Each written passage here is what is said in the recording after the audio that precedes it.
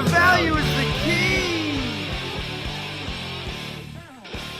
Welcome, everybody, to the 5th installment of the Dynasty Wall Street podcast. I am Kevin Cutillo. I have with me here yet again Riley Bymaster and John Bosch. Riley, how you doing tonight? I'm great, Kevin. How are you guys doing?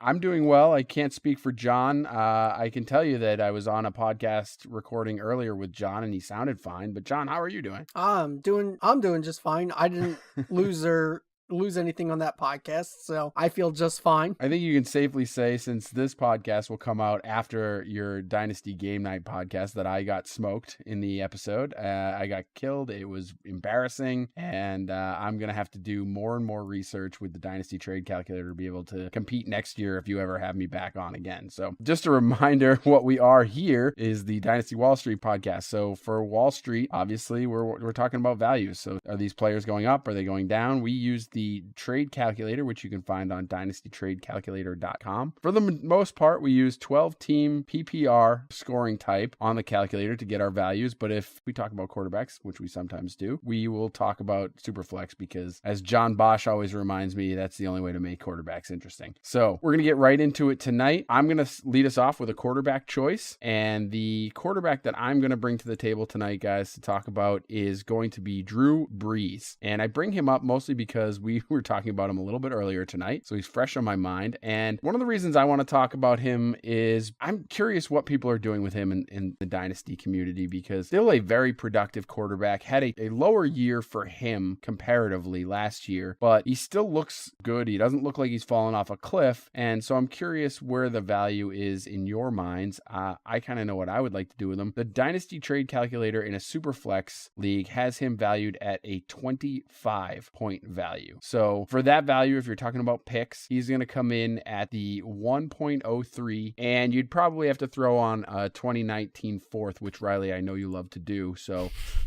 you could probably get away with that. But yeah, 1.03 and a 2019 fourth will get you the exact value of a 25 for Drew Brees. I think for me, I'd pay a late first for Drew Brees, but only if I'm contending. So there's a caveat there. So late first if I'm contending. If I'm not a contending team, I'm probably not shopping for him. If I'm selling him, I'm probably... Actually, scratch that. The 1.03, I'm selling him all day long no matter what. Because at the 1.03 this year, I'm getting one of the top 3 quarterbacks, or 4 quarterbacks anyway. So I'm selling him for the 1.303 no matter what. If I'm contending, it's probably somewhere in the anywhere really in the 1.08 range I'd probably take for him. I don't know. Really depends, I guess, on the team, but 1.03 is an absolute lock for me. Riley, what about you as far as those pick values? What do you think there? I'd definitely take the 103 based on the fact that I can get Josh Rosen, Baker Mayfield, one of those two, because those are my top 2 quarterbacks. I'm not as high on Sam Darnold or Josh Allen. I like Lamar Jackson, but I think you can get him a little later. I think even if you are contending, I think you take the 103 there just because of the value you can get. And if you take the 103, you can even move back a couple spots and still grab one of your top 2 or 3 quarterbacks. So I think just with the value you could gain from the 103, I think either way you take the 103 there for sure. Plus you get that 2019 fourth, which... That's true. That's the real prize. The 2019 fourth. Right. John, what do you think? I think I'm right there with you. I would take the 103. I like Riley's idea of then you get a move back. So if you're moving back from the 103 to the 106, that's a pretty significant move. So you're going to get a good piece there. I wouldn't do it straight for the 105 or the 106, actually. But the 103, I have the control over which quarterback I get, which rookie quarterback I get, which is important to me. I want the rookie quarterback that I want, and especially in the right landing spot. If Rosen goes to the Giants, like I've already said, he's my 102 in Superflex, so I would really want that. Now, if he doesn't land there, if somehow it gets shuffled around where he ends up like in Denver, although I think he can take over Case Keenum, so I'd still like it, then I'm not as sure. But at the 103, I'm going to get a guy that I do like in the right landing spot. That's not guaranteed at the 104, 105, 106 in a Superflex draft. So I would take the 103, but that is probably my margin. Other than that, I'm going to keep Brees because in season, I know I can sell him in season to a contender if I'm not already contending. That's going to be that last piece that might push them over to a title. So they'll pay up more in season, I would think. What do you got, Riley? I have a hypothetical scenario for you. So let's say New Orleans shocks the world and moves up Rosen? to take Mayfield? What if they like Baker Mayfield? Then what are you doing? Because then you're talking about kind of a Pat Mahomes situation last year where it's probably not going to be year 1, maybe year 2 before he takes over. What are you doing in that case? That's difficult. And I mean, this is where everybody hates to hear situation dependent, but I mean, it is totally, you're definitely not going to get any production out of a drafted quarterback in New Orleans this year. I mean, barring injury, but they're not taking Drew Brees this year. Man, that'd be tough. I would really like to have the future quarterback of the Saints. I think I might go Baker Mayfield there. Like if he were to land for the Saints, that is razor thin close. It feels like you're giving up this year for the future, which I don't like to do. I don't know. That's a good question, Riley. You put me in a tough spot there. I don't think I could give up this year if I'm trying to win. I couldn't do that. I can't look at myself straight and say, don't worry about trying to win this year if you have a chance. If you don't have a chance, that's an easy move. What about you, Kevin? Here's what I think. I think if I have Drew Brees and Baker Mayfield lands with the Saints, I'm trading some other asset on my team to make sure I get a pick where I can draft Mayfield, because then your dynasty roster is absolutely set at quarterback, because it doesn't matter at that point, right? You get the last year of Drew Brees, which is probably going to be very beneficial to you, and then you can ease right into Baker Mayfield. So I'm probably moving other pieces to move up if I need to in the first round to where I think I can get Mayfield at that point. So I know that's kind of a cop-out answer, but that's what I would be doing. I'd want to have both of those guys on my roster. I'd also be making sure that I will, like, if I did decide to go for Mayfield, I would be simultaneously trying to work the deal to make sure I add Keenum or McCown, some other guy that's going to be a lot cheaper and give me my 1-year bridge at least. Because I can't give up on the entire year. That was kind of the route I was going to go. I think if Mayfield lands with the Saints and I have Drew Brees, I think I would take Mayfield in that case, and if you can get an extra third or fourth on the end, I would take it. But then I would do whatever it takes to acquire an Andy Dalton or even a Joe Flacco if I had to go that far, or a Blake Bortles. I would try my best, and even overpay a little bit just to get one of those lower level quarterbacks to fill in if I'm close to contending. I think I would take Bortles and Mayfield, or Dalton or Mayfield, over Brees. I think that's the route that I would definitely go. I would take those easily over Brees, but that would be a lot harder task. Would you take McCown and Mayfield over Brees if you were contending? Or McCarron. McCarron's pushing it. I would find other options. Yeah. I would find other options. But McCown's interesting, because if you could get McCown cheaply, I mean, who's going to want a lot for Josh McCown? Nobody. So, yeah, I mean, I think I would do that, especially if you could get him for super cheap. But why is McCown that much different than McCarron? I mean, I think they're both going to start 5 games max. You might get more production in those 5 games by a little bit, but it's the same basic result. You're not getting a full year. I don't think McCown gets transitioned out, despite the fact that he's older. I think the Jets, whoever they take, I think the Jets are going into it with the mentality that this guy's not our starter for next year. It's just something I feel about the organization, that they will wait longer to make the transition than the Bills, who feel like I don't know why they signed AJ McCarron. It was a bad signing. I think they will cave quicker and put their rookie in faster. Yeah, I think you have a lot more faith in the Jets than I do. I don't believe that they will necessarily do the right thing for the quarterback. I think that's probably the intention. I just don't know that it's true. Why did they play McCown last year as much? Who are they putting in? I know who they had behind him, Petty and Hackenberg. They're not good. In? You're not going to, Hackenberg and come on. But still, why not give them the shot? What shot? They did give him a shot and they were terrible. I mean, they already knew. I have a feeling that Josh Rosen somehow ends up with the Jets. So if that's the case, I don't have to worry about that. Like I said, I think that all of these teams will say that they want to sit for these guys for a year and let them, develop. It was impressive in my mind to see the Chiefs actually do that. I don't think that that's a reality for most teams, whether they want to or not. I think those two guys, McCown, you're probably getting, you have to plan, in my mind, you have to plan that you're going to get maybe 5 games out of them and have a backup plan for that. Whether it's you have that rookie that's on the same team that you can slide in there if you have to, or that it's someone else on your roster like a Flacco or Tyrod Taylor who maybe gets a few extra starts. Even him, he's another one in that same category, I guess. Those guys, while I'd love to see them start the whole year and give the rookies a break, I just don't think it happens in today's NFL. So more often than not, you're going to see these guys forced into the starting lineup. All right, let's get into some player comps real quick. Mitchell Trubisky comes in at 22.6, so a little lower on the scale, although a guy whose value seems to be heating up by day. Matt Ryan is 22.8. And another guy that's been in the news, not a quarterback, but 24.1 for Brandon Cooks. So all of these guys are a little lower valued than Drew Brees in various stages. We'll start with you, John.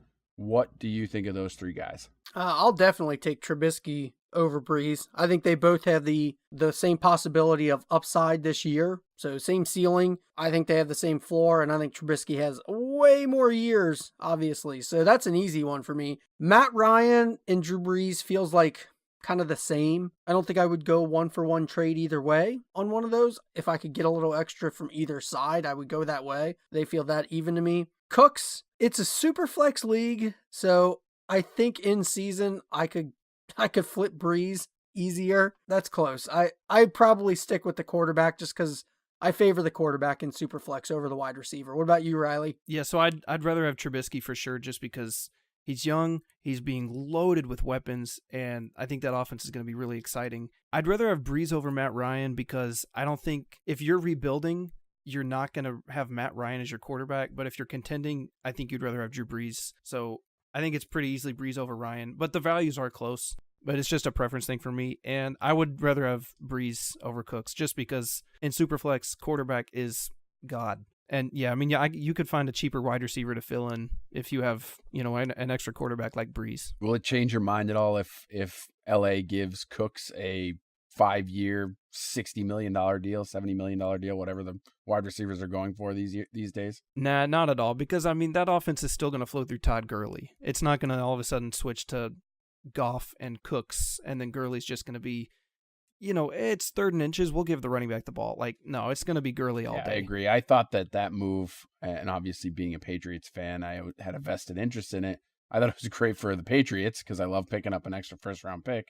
And I thought it was a great move for the Rams, but for fantasy purposes, I'm not super thrilled with Cooks right now. So, all right, that's it for this discussion with Drew Brees. I think we're going to head over to Riley for the running back. Yeah, so this running back is one of the guys on, the Twitter Dynasty community. People either absolutely love him or they're just, whatever, he's just another guy. So Aaron Jones is one of the 3 Green Bay running backs who could potentially take the job and not look back. I think they all 3 have a decent shot, but a lot of Aaron Jones truthers out there. And I mean, I don't know, they loved him coming out of UTEP. He was one of those athletic guys who could kind of do it all. It took him a few games, but eventually came on the scene, had 81 rushing attempts last year and had 5.5 yards per carry. So to go along with the 5.5, he's a 5.9 value in the DTC Trade Calculator. So a 5.9, that is almost identical to the 202 in rookie draft. So the 202 sits at a 6.0 value. So for me, Aaron Jones versus the 202, I think I'd rather have the 202 right now, but it is close. And I think it's just because Jones is going to be fighting for snaps with Jamal Williams and Ty Montgomery. So I think I'd rather have the 202 just because I know rookie picks are going to keep gaining value all the way up until the day they are used. Bosch, what are you thinking about Jones versus the 202? I'll take Aaron Jones. So from the opposite side of what you said, Aaron Jones is already in a situation that I know. Is it great? No. But the running back that I'm going to get at the 202, I'm hoping lands in a situation as good as Aaron Jones. More than likely, it's not going to be a running back that's landing in that situation. If you look at the running backs in that range, they all have the chance to get there. But I will take the known in Aaron Jones. Yeah, he could end up fighting for snaps with Jamal Williams, that's who I'd actually take, given the price discrepancy. I'd rather attack Jamal Williams, take him at a much cheaper price and hope that he wins out the job. But I'll take Aaron Jones over the 2.02. What about you, Kevin? Yeah, I think I'd take Aaron Jones as well. I don't know that I love anybody in that 202 range that's going to be, as good for as much of a shot, just like you said, as Aaron Jones will be. So I'd probably take Aaron Jones. I guess that's it. I'm going to agree with you. You did it. You said it. You said it all. That's really interesting to me because I know a lot of guys really love Aaron Jones, but it just really worries me that Ty Montgomery, Jamal Williams are both back in that backfield. Because, I mean, both are solid running backs, and all 3 actually looked really good last year in different segments of the season. I mean, I think it started with Ty Montgomery, and then he got a little bit banged up. Aaron Jones came in, looked very good, and then Jamal Williams came in towards the end of the season and really shocked some people and caught the football, which nobody really thought he could do. I mean, I don't know. For me, it feels like with the Green Bay running backs, I'm taking a 1 out of 3 shot and hoping that Aaron Jones is it. So, Kevin, you have something else? Yeah, let me ask you a question. Do you think that the Green Bay offense is going to look different this year? I don't know.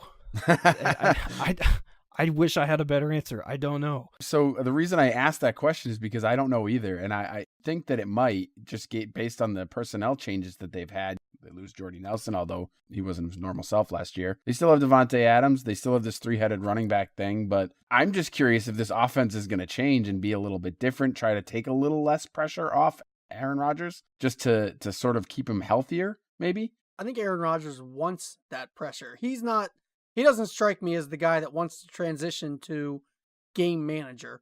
He wants to be the one in charge in Green Bay. So I don't see a major change. If he's behind center, he's the one controlling the game. I'm certainly not suggesting game manager. I'm just saying maybe they do some things to get the ball out of his hands a little bit more, or give it to the running backs a little bit more. Maybe not have him break his collarbone. Hopefully little quick passes to Ty Montgomery. That's what I was going to say. I mean, if you mean, is the offense going to look better without Brett Hundley? Absolutely, because it was horrible. It was so tough to watch. But I mean, I think the addition of Jimmy Graham is going to give it a little bit different dimension. I mean, I know everybody was really excited about Martellus Bennett signing there, and he just wasn't the same player for some reason. He really hit a cliff last year. So I don't think Rodgers has really had that kind of tight end to go to since the early days of Jermichael Finley. And I know that was a long time ago. That's like 2010, 2011. So let's get to the root of this, because I have a feeling that Riley sees that 202 and Riley's eyes light up. So I'm just going to give a few names that are going in that range: Royce Freeman, Kerryon Johnson, and John Kelly. I knew it was coming. So there it is right there. Riley's like, the 202, that's going to get me John Kelly. I'm taking him over Saquon Barkley right now. It's close. It's not close. I'm kidding. In Riley's head, it is definitely close. I'm definitely tweeting that out as soon as we're done. Honestly, when you think the 202, that is right in the range where you think you can pull that 202, you can turn it into John Kelly. Right? I'll say this now, and I really hope it's not going to affect me later, but I think it might. You're not getting John Kelly in the second round of any league you're in. I'm not getting Noah Brown cheaply anyway, so that's why I have to pay up for him. But luckily, I already have him. There's my Noah feed for the pod. But anyway, so in my opinion, the range from 112 to 204 is gold this year. Fantastic players are dropping. Anthony Miller is in that range, which he is very undervalued. He's my wide receiver 2. I'm a big fan. John Kelly, my running back 4, is right in that area. So yeah, I'm going to take my boys over a 33% chance of a dart throw with Aaron Jones. You really think he's 33? I think it's 50-50. I don't see Ty Montgomery being as impactful as a running back for the Packers. I still think he's a weapon, but I don't think he's as impactful anymore. I think Ty Montgomery has a better chance at having an impact at running back than Jamal Williams. A lot of Jamal's stuff was, very fluky stuff where he took a 60-plus yard screen pass for a touchdown. He didn't have to do much. He just followed his blocks pretty well. So, I mean, I think Ty Montgomery looked really good at running back. And I think he stays there because I think Mike McCarthy likes him too, because he's a great pass catcher. He's a very, very good, route runner out of the backfield and check down for Rodgers if he needs it. So, yeah, for this, I mean, I'm definitely eyeing one of my boys in Anthony Miller or John Kelly in that 202 range. So this is going to get me really excited for the player comps here, because I'm really curious to what you guys say. So we won't start with anybody. We'll roll through the list.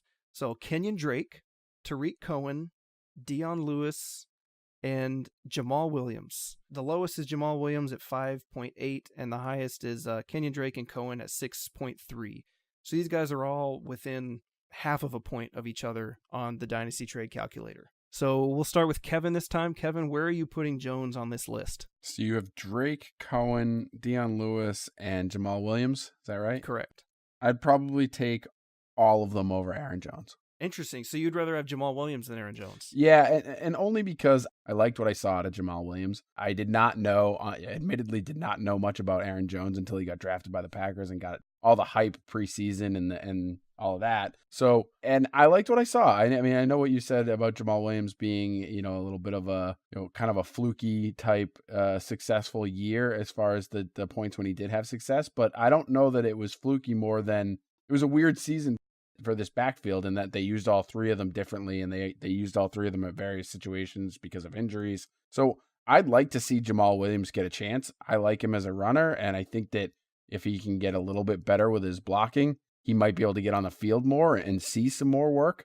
So, and if that's the case, then, and as we all know, draft stock does matter. He was a higher pick. Right. And they, if my memory serves me correctly, they did, Green Bay took Williams in the 4th and Jones, they turned around and grabbed him in the 5th. Yeah. So, I mean, they both probably had very similar grades on both of them. So, I mean, they probably hedged their bets as well and just took both. That one of this list is the closest for me. I mean, Drake, Cohen, and Dion Lewis are smash accepts for me if I get offered any of those for Aaron Jones. Okay, yeah, they were all closer for me. But yeah, John, where are you putting Aaron Jones on this list of 4 guys? Drake, Cohen, Dion, those are all above Jones for me. I'm shocked that Jamal Williams is only 0.1 different. To me, it feels like he's easier to acquire than Aaron Jones. Maybe that's just because I am in leagues with people who are, as you call them, the Aaron Jones truthers.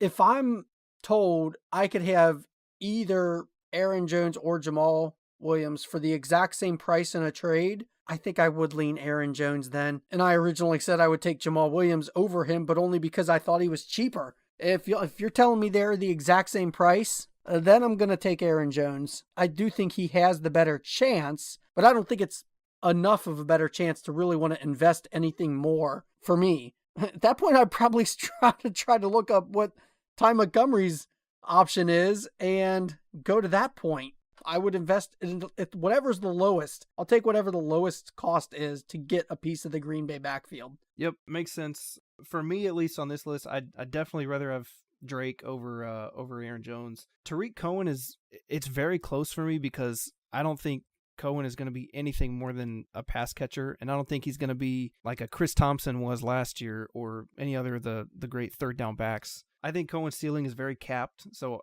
I think I'd rather have the dart throw of Jones just because I know Jones is a really good runner too, in addition to the pass catching. So I think I'd rather have Jones than Cohen. I would rather have Dion over Aaron Jones. Williams and Jones are pretty much close, but I think, gun to my head, I think I'd rather have Jones, which is weird because I was a Jamal Williams guy last year in the draft. But I mean, after seeing them both play this year, just because we saw all 3 guys play, I liked how Jones looked better. So yeah, I'm glad I had a better player to talk about this week, one that was a little more controversial than ASJ. But anyway, so yeah, that'll do it with running back, and now we'll flip it over to wide receiver.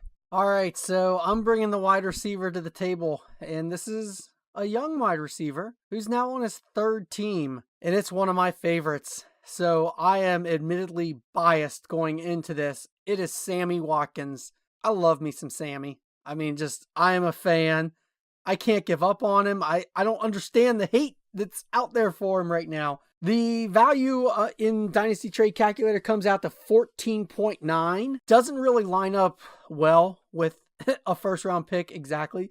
The 106 comes in at 16, and the 107 comes in at a 13. So that's a pretty significant difference right there between those 2 picks. So you would certainly have to add to the 107, and maybe if you offered the 106, you'd be overpaying. I would give the 106 for Sammy Watkins right now very quickly. If I'm looking at what receivers I'm going to be taking in this draft at the 106, probably DJ Moore is the only receiver that I really would want over him right now. And I don't even know if I'd want DJ Moore over Sammy Watkins given the choice. So what about you, Riley? Would you want Sammy? Are you a Sammy fan or are you a Sammy hater? And where would you rank him in that 106, 107 trade range? If I can give the 106 for Sammy Watkins, I will do it in a heartbeat. Yeah.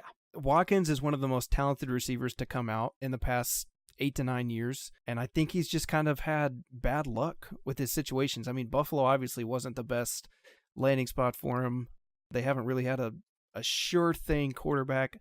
I like Tyrod, but I don't know. He's not a great pocket passer that is going to sit in the pocket and just feed Sammy targets all day. And I mean, I think the injuries didn't help him also, but I love Sammy Watkins' talent. I think he's in a perfect spot in Kansas City, and I'd easily have Watkins over any receiver in this class not named Cortland Sutton. I think then it's close, but that'll be a landing spot thing. So right now I'm taking Watkins easily over the 106. Yeah, he's only 25 years old right now.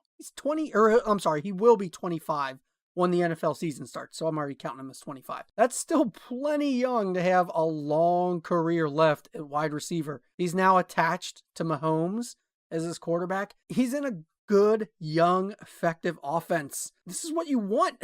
And yeah, people are like, well, he's not the number one guy. He's going to be a productive guy. You don't know what the other guys are going to be doing. The guys that you get at the 106, I don't think they're going to be a number one receiver. So I don't know that their situation is going to be better. I'm shocked at that. What about you, Kevin? Are you on the Sammy fan base, or are you sell Sammy and get out right now? He's terrible. I'm not a Sammy guy, but if I can get him for the 106, I'm going to do that, because I think that you just kind of alluded to it there. In this draft, I don't see any of the wide receivers as a slam dunk number one wide receiver. I think you have a lot of, and I was actually just talking to Elliot Christ about this earlier tonight. There's a lot of number two type wide receivers that are very good at specific things and will be great wide receiver twos in the NFL and could be very productive fantasy football players. But there's only one or two guys, or maybe a handful at most, of guys that have even the potential to become wide receiver ones, and it's definitely not a lock that they're going to. You're talking about guys like Cortland Sutton or Equanimeous St. Brown that might be has the skill set that could turn into it, but there's not a lot of guys that could be that Julio Jones, AJ Green type. And I think that if I'm going to get a wide receiver too, I might as well get one that's established on an up and coming offense. So for me, at the 106, absolutely, I'll take Sammy Watkins. And the other reason is I think that there are a lot of Sammy Watkins fans out there, just like you, Bosch. And luckily, I play in a lot of leagues with you, Bosch. So if I were able to get Sammy Watkins for the 1.06, I think I could probably flip him for a profit at some point after the draft. I'd probably give you the 1.05 immediately after you got him for the 1.06. I would probably turn around and say, you want to move up one more spot immediately. It wouldn't take that. Exactly. So there's one spot. And even more so, I think I could wait until after the draft with you and get one of those rookie wide receivers that you ended up taking with the pick, plus a little bit of juice on top of it, depending on where they land. So I think you can get more for it. And I think that's probably what I would do. If I were to acquire Sammy Watkins, I might wait till after the draft and then pick some of those guys that I like and maybe target one or two of them and see if I can trade Sammy for a couple of assets instead of just the pick. Yeah, I would add a 2019 third or a fourth onto the 105 to get him. I'm not ashamed to say that. I would add a little extra for you. Ooh, then it'd be close for me. which should forever be known as the Riley move. Yes, of course. All right, so let's compare him to some nearby wide receivers. We have on the higher end, Jarvis Landry, 17.3, Doug Baldwin, 16.5, and Josh Gordon, 13.8. So again, that's Landry, Baldwin, Gordon. Where are you putting Sammy in this grouping here? Let's start with Kevin. Where are you going to go? I think I'm probably taking Sammy over all of them. Yes, me too. If Landry had gone to a different spot, it's possible I would be taking both Landry and Gordon over Sammy Watkins. Gordon's still a risk, obviously, so that may be a stretch. But if Landry had gone to a better spot, I probably would be taking him over Watkins. I don't like him in Cleveland. I don't like him with Gordon. As far as, there's just going to be a lot of mouths to feed in that offense, and I don't even know who's feeding them yet. So that's tough for me. Baldwin, I love Baldwin. I'm a big Baldwin fan. I think that you can get him for pretty cheap right now, which I love, but I don't think you have, because I don't think you have to pay up for him. I think I'd probably take Sammy because his value is going to be higher to move him. So the one argument that I have for Baldwin, who's the only guy that I would actually consider taking over Sammy, and I wouldn't. Don't get me wrong. I wouldn't. Don't put that on me. I was taking Sammy above everybody. But Baldwin is kind of the only show in town, right? Like, Seattle is going to have to pummel Doug Baldwin with targets this year. So that's the one little aspect that I do kind of like about him is he's it. Whereas, Sammy does have other people to contend with. What about you, Riley? What about Tyler Lockett? Come on. That's right. Hey, I'm hoping for the bounce back just as much as you are, Kevin.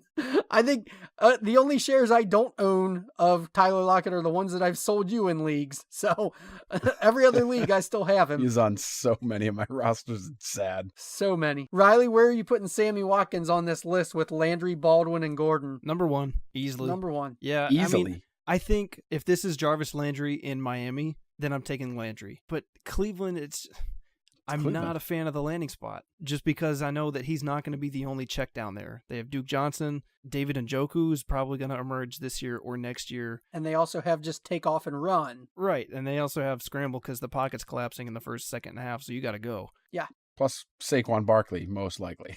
Or Barkley. Yeah. Or, if they... Carlos Hyde.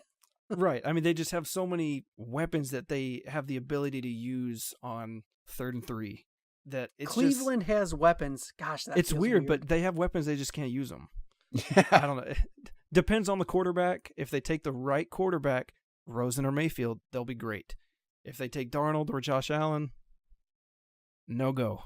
Do you really think Darnold will fail that miserably in Cleveland? I think Darnold will fail wherever he lands. Really? And that's just... I'm not a Darnold guy. I think he's a bust. He reminds me of Blake Bortles, and that's because of mechanics, decision making. Wow.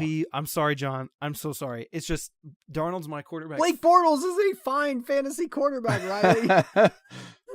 Yes, but how confident are you sticking Blake Bortles into your fantasy lineup? In a Superflex league, I love it. I love him as my quarterback too. Then you're going to love Sam Darnold. And I'm okay with that. I'm okay. I've said that before. I'm okay with Josh Allen. People don't like him. He's going to be cheaper. I don't think Darnold's as hated as Allen. But don't you want good quarterbacks on your roster? I want quarterbacks that score me points, Riley. Okay. That's more important to me. I get that argument because I'm a big Joe Flacco owner just because he's so cheap. Is Darnold going to run like Bortles, though? Like, he's not going to get the rush. No. At least Bortles gets rushing yardage. Okay, then that's perfect. Darnold is a poor man's Blake Bortles. Oh, man. Oh, jeez. That is not endorsed by the Dynasty Wall Street podcast. You need to send a letter of apology to Darnold's mother. I think just for that statement. Hey, fun fact, I actually have had an interaction with a player's mother before. Brian Sneed is a freshman at Ohio State. His mom replied to one of my tweets. Excellent. That was a weird tangent. But yes, Kevin, to answer your question, I'm not a Darnold fan. I think he's overrated.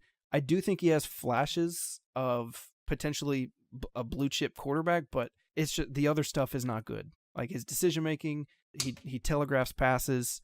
His mechanics are just Bortles awful. He'll, it's one of these weird robot arm motions. It's just not good. I'm not a fan. Where is Bortles finished as a quarterback in fantasy rankings? Bosch. Just stop. Like, everyone, all the Bortles fans do that. They all bring that up. I hate it. I'm not even saying I'm a fan. I'm just saying for the price that he always is, I will always take Blake Bortles. Why would you not? When you set your lineup and you put him in there, you feel disgusting. It just makes you feel like you need to go take a shower. You know it. Not even a little bit. Listen, I have no feelings. You know that. That's true. It's all about value for you. I will say this, Riley. The one thing I take it for what it's worth, and it's probably worthless. I was pretty impressed with Darnold being willing to throw in the rain at his pro day. And, them saying, we can hold off. We can wait a few hours. The rain's supposed to stop. And him being like, nah, I can throw in the rain. I'm going to do it. Let's do it. Let's get out there. He's a confident kid. And I mean, it shows on tape when he'll throw into double coverage and he'll throw right down the middle of the field against cover 3. And that center safety is sitting there going ball, and he's watching it come into his hands. He's a very confident kid, which is great. But at some point, it's got to be a good balance of decision making and that confidence that you can make those tight window throws. All right, well, let's move on. Tune in a couple episodes when we get to do all kinds of rookie talk after the NFL draft. Kevin, you've got a strategy or a question point for us tonight? I do not. We have Riley that's going to bring us a strategy question tonight, and I think it's probably going to have something to do with a rookie draft. It is. So this is all going to be a nice segue for us. I mean, it's nothing real specific, but one thing that I'm really noticing about this year's draft class in general, other than the fact that the running back class is very overrated and is going to disappoint people, that's an entire podcast. I'm sorry, John, again, that's strike 2 for me. Anyway, so one thing I've really noticed now, after the combine, after pro days. I know for me, my rankings are starting to be very close to set in stone. There's going to be some movement, but it's going to be very, very minimal. But one thing really about this year is that the wide receivers are being almost bullied and pushed down into the first round of the draft, and you're going to be able to get some fantastic values. And when you go even deeper into the wide receivers themselves, the top 5 and 6 are so close that I don't think there's really a consensus top 3. I mean, I've seen Calvin Ridley be number 1, and I've seen Calvin Ridley be number 12 in receiver rankings. So just based on that alone, that there's not a consensus in rookie drafts this year, you are going to be able to move down in tiers and gain so much value, but get the same player value almost. And I know landing spots are going to be, very big, a big factor in determining, where these players fall in their tiers. But let me pull up some ADP right now. So this is based off the recent DLF ADP, just for the rookies. Obviously, Barkley and Geis are 1 and 2. Chubb has made his way above Sony Michel, which I could rant about that, but I'm not. Sony Michel is going to be much more productive for your dynasty team. Cortland Sutton is wide receiver 1, and he's at 5 overall. So I think he's kind of by himself now. He's the wide receiver 1. And then you have DJ Moore, Calvin Ridley, and James Washington all sitting 3 of 4 spots of each other. So those guys are all graded out very, very similar to me. And I'll just go ahead and say right now, my rankings are, I've got Sutton 1, Anthony Miller 2. Miller's a different story because he's so undervalued. You can move to the second round to take Miller and get a great value in him. And then I've got Ridley 3, Washington 4, and DJ Moore 5. But the Washington, Ridley, and Moore are all so close in ADP and everyone's rankings, you can move down to the 110 and still get James Washington and let guys like, Ronald Jones go ahead of him, Rashad Penny go at 6 ahead of him. So right now, before the NFL draft, here's what I would do if I were you. If I'm sitting at 106 and I need a receiver, I'm not going to wait and see landing spots because I know landing spots are important, but if I have players that I know are going to be good, I'm going to drop and just take, the one that falls to me and pick up some extra value, more so than a third or fourth like I usually do. But yeah, so like right now, if we're using the recent ADP and if I'm sitting at 106, I'm going to slide down to, let's say, 109 just to be safe, like we mentioned earlier. And I'm going to let DJ Moore go. I'm going to let Rashad Penny be drafted. And then whichever one of Calvin Ridley or James Washington falls to me, I will gladly take him at 109 and pick up a second rounder. Or pick up, even a late first next year if somebody wants to move up and get their guy. So that's kind of the strategy this year for me is with the receivers, since they're all so close, move down as soon as you can and pick up that value. Because obviously, if you have 3 guys and you move down to the bottom of the 3, you're still going to grab one of them. So I know this is kind of a long rant, but yeah, that's what I'm doing. I'm moving down early this year. I'm not waiting until draft day because draft day things change. Somebody sees one guy, all of a sudden he has a 2-man board instead of a 3 or 4-man board. So that could, then he might not want to move up 3 spots instead of 2 spots, if that makes sense. When you get to the first, the start of your 2018 rookie drafts, how many 2019 third round picks do you anticipate having on your roster or like in your stash? A lot. Are you going to own the entire 2019 third round in every league? So I'll address that for a second. When I say I like to pick up thirds and fourths, I like those because one of 2 options. One, I know that the next year I can use 2 or 3 of those and maybe pick up a late second. If it's the 302, the 304, and the 307, I can say, hey, I'll give you these 3 picks, and I want to move up and get my guy at 211. I know I can do that. Second off, if you are negotiating a deal with somebody and it's super close and he's right on the fence, but he doesn't know, he doesn't want to lose a trade, he doesn't want to give up his guy, say, hey, you know what? I'll give you a 2019 third if you say yes right now. Odds are he's going to say, hey, that's some extra value. I'll take it. So that's why I do it. I don't just love to use 3rd and 4th round picks. Yeah. It's just more of a value thing and just kind of something I can hedge my bets with.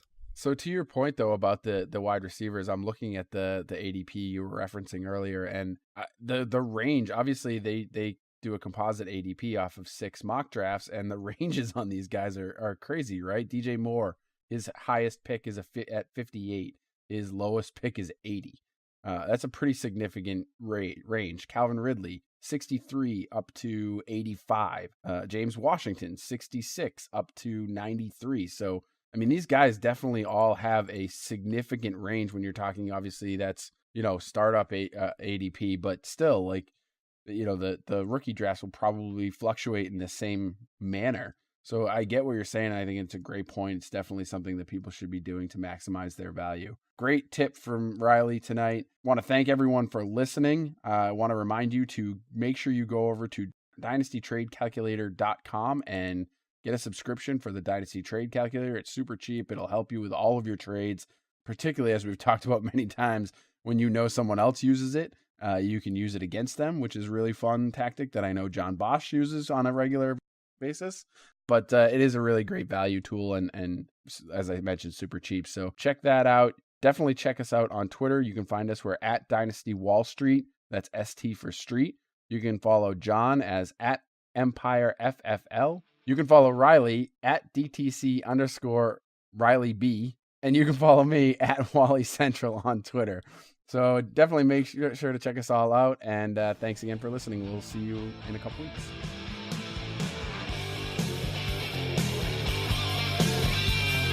Welcome into Wall Street. We ain't got time for games. We're breaking down the ADP, giving you the names. We are all people who can find the value that you need.